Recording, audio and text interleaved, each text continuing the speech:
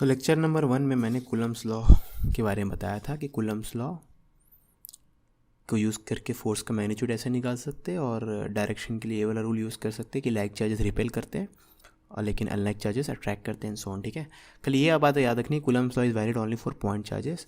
तो अगर किसी केस में पॉइंट चार्ज नहीं है, जैसे ये पॉइंट चार्ज है लेकिन ये पॉइंट चार्ज नहीं है और इनके बीच का इंट्रैक्शन निकालना है, तो आप इस क्वेश्चन को पॉइंट चार्जेस वाले क्वेश्चन में कन्वर्ट कर दो। यानी इस रॉड का स्मॉल पार्ट ले लो, उसका डी क्यू चार्ज है, अब ये पॉइंट चार्ज है, ये तो पॉइंट चार्ज था ही, तो इनके बीच का फोर्स निकाल लो और फिर इंटीग्रेशन का टेक्निक वगैरह यूज़ कर लो। ये लेकिन क्वेश्चन में हम लोग डिटेल में करेंगे ध्यान से, ठीक है। इतनी भी समझ में आएगा तो कोई टेंशन नहीं है, आगे बढ़ते हैं। तो अभी लेक्चर नंबर 2 में हम लोग कूलम्स लॉ का वेक्टर फॉर्म देखेंगे, ठीक है। तो ये लेक्चर नंबर 2 है, इसमें हम लोग पढ़ने वाले हैं Coulomb's law in vector form. Coulomb's law का वेक्टर फॉर्म पढ़ने वाले, ठीक है। तो वेक्टर फॉर्म मतलब क्या, पिछले लेक्चर में हम लोगों ने क्या किया था, मैग्नीट्यूड अलग से बताया था, डायरेक्शन अलग से बताया था। वेक्टर फॉर्म मतलब एक ही फॉर्मूले में मैग्नीट्यूड डायरेक्शन दोनों मिल जाएंगे आपको, ठीक है, उसी को बोलते हैं वेक्टर फॉर्म, है ना। तो वो ध्यान से देखना। तो मान लो ये वाला चार्ज है Q1 और ये वाला चार्ज है Q2, ठीक है। तो Q1 से Q2 तक एक वेक्टर बनाओ, इसको बोलेंगे position vector of 2 with respect to 1। ये वेक्टर क्या होगा, ये है 2 का एड्रेस विथ रिस्पेक्ट टू 1, मतलब 1 से स्टार्ट करके 2 तक जाने वाला वेक्टर को क्या बोलेंगे, position vector of 2 with respect to 1, ठीक है। ओके, अब हम लोग क्या करेंगे, यहाँ पे Q2 के ऊपर Q1 के कारण फोर्स निकालना चाहते हैं। तो हम लोग निकालना चाहते हैं कूलम फोर्स ऑन, मतलब electrostatic force on Q2 due to Q1, ठीक है। इसको डिनोट करेंगे फोर्स ऑन 2/1, है ना। अब ये हो जाएगा कि दोनों चार्जेस का प्रोडक्ट डिवाइडेड बाय दोनों चार्जेस के बीच का जो डिस्टेंस है उसका क्यूब इनटू R21 वेक्टर, ठीक है। तो force on Q2 due to Q1 is equal to K product of charges of Q1 Q2 divided by distance between Q1 and Q2 का cube into position of Q2 with respect to Q1, ठीक है।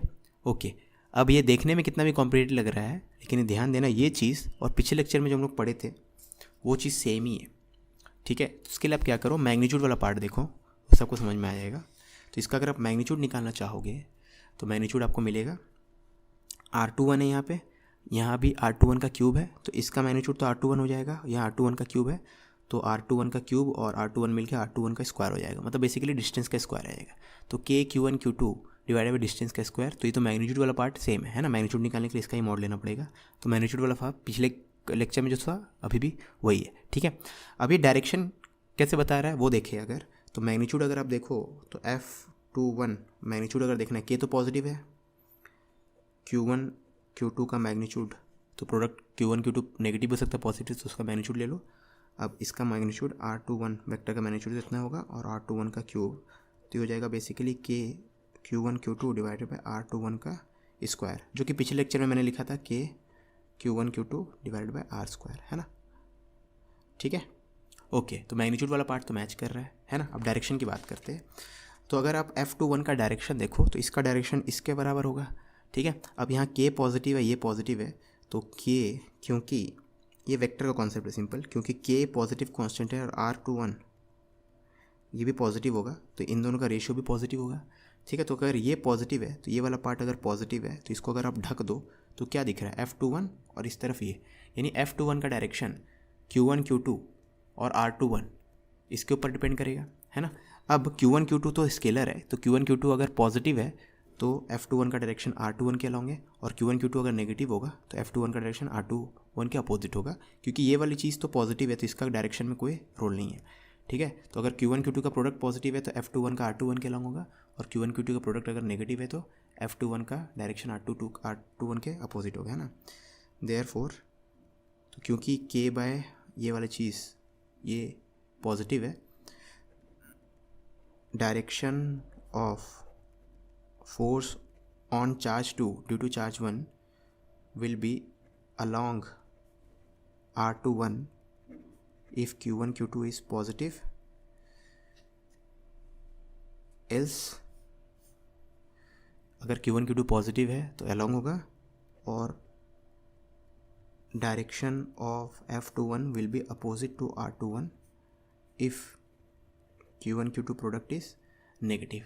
अभी अगर अजीब लग रहा है आपको तो एक एग्जाम्पल ले लेते, ठीक है। ओके, तो अब मुझे बताओ Q1 Q2 पॉजिटिव कब रहेगा? प्रोडक्ट ऑफ चार्जेस पॉजिटिव तब रहेगा जब दोनों पॉजिटिव हो या दोनों नेगेटिव हो।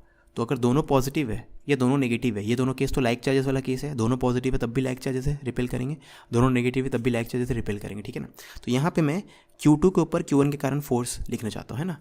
मैं लिखना चाहता हूँ direction of force on Q2 due to Q1, ठीक है। तो force on Q2 due to Q1 will be along R21।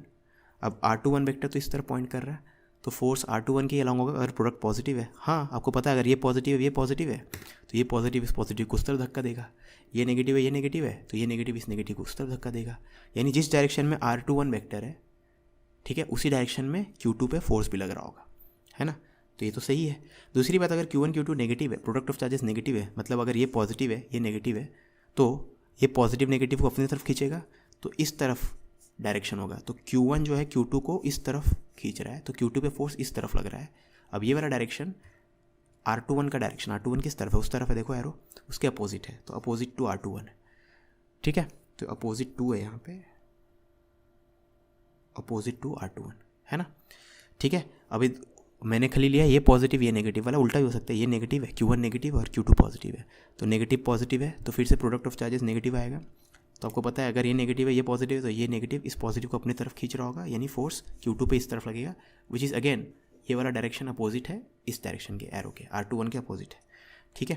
तो ये Coulomb's law in vector form है। अब इसमें आप ये जो 2 और 1 है इसका ऑर्डर कुछ एक जगह चेंज करके तो हर जगह चेंज करना पड़ेगा, ठीक है। तो ये force on Q2 due to Q1, ये है position vector of Q2 due to position vector of Q2 with respect to Q1, ठीक है। तो यहाँ पे 1 2 करो तो यहाँ भी 1 2 करना पड़ेगा, इसमें मैटर नहीं करता क्योंकि ये तो distance between R2 and R मतलब Q2 एंड Q1 है, ठीक है ना। तो ये ध्यान देना, force on 2 due to 1 K Q1 Q2 into position vector of 2 with respect to 1 divided by distance between them का क्यूब, ठीक है। तो ये हो गया Coulomb's law in vector form. Questions वगैरह तो हम लोग एंड में करेंगे जब पूरा थ्योरी वाला पार्ट खत्म हो जाएगा, ठीक है। इसी को यूज़ करके मैं सब क्वेश्चन बना लूँगा जितना ही वेक्टर कॉन्सेप्ट वाला क्वेश्चन होगा। आप कुछ भूल रहे हो। ईमानदारी से बताना, करना है नहीं करना? करना है तो करो ना भाई, क्यों नहीं कर रहे?